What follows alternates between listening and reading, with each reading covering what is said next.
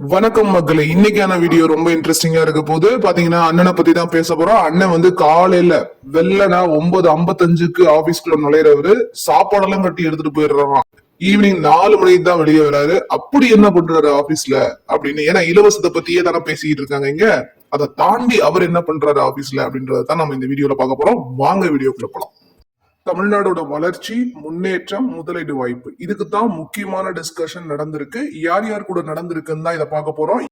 TAFE நிறுவனத்தோட தலைவர் மல்லிகா ஸ்ரீனிவாசன், துணைத் தலைவர் லட்சுமி வேணு அவர்கள், இவங்க 2 பேரும் முதலமைச்சரை சந்திச்சு டிஸ்கஷன் பண்றாங்க. தமிழ்நாட்டுல நிலையான பொருளாதார வளர்ச்சியை கொண்டு வர்றது, தொழில்துறை முன்னேற்றம், அது மட்டும் இல்லாம புதிய முதலீடு, வேலை வாய்ப்பை உருவாக்குறது, ரொம்ப முக்கியமான டிஸ்கஷன். இதெல்லாமே தொழில் தொடங்குறது வந்து எவ்வளவு ஈஸியா இருக்கிறது, அது மட்டும் இல்லாம ஒரு தொழில் நம்ம தொடங்குறோம் அப்படின்னு சொன்னா நிறைய திட்டங்கள் மூலமா உலக நாடுகளோட இன்வெஸ்ட்மெண்ட், அவங்களோட முதலீடுகளை நம்ம வந்து பெருக்கணும் இல்லையா.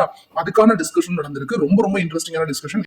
அப்புறம் பாத்தீங்கன்னா யமஹா நிறுவனத்தோட தலைவரை சந்திக்கிறாரு, துணைத் தலைவர், இவங்க எல்லாத்தையும் சந்திச்சு இந்த வருமானத்தை எப்படி பெருக்கிறது, உற்பத்தி எப்படி பெருக்குது, ஏற்றுமதி எந்த அளவுக்கு நம்ம பொட்டன்ஷியலா பண்றது, இந்த எல்லா டிஸ்கஷனுமே நடந்திருக்கு. இது எல்லாமே தமிழ்நாட்டோட உற்பத்தியும் அதே மாதிரி தமிழ்நாட்டோட லெவலையும் வளர்ச்சியும் பெருக்கிறதுக்கான ஒரு அழகான ஒரு சந்திப்பா தான் நான் பாக்குறேன். அதே மாதிரி BMW நிறுவனத்தோட தலைவரையும் சந்திக்கிறாரு. இது எல்லாமே சூப்பரான ஒரு விஷயம்.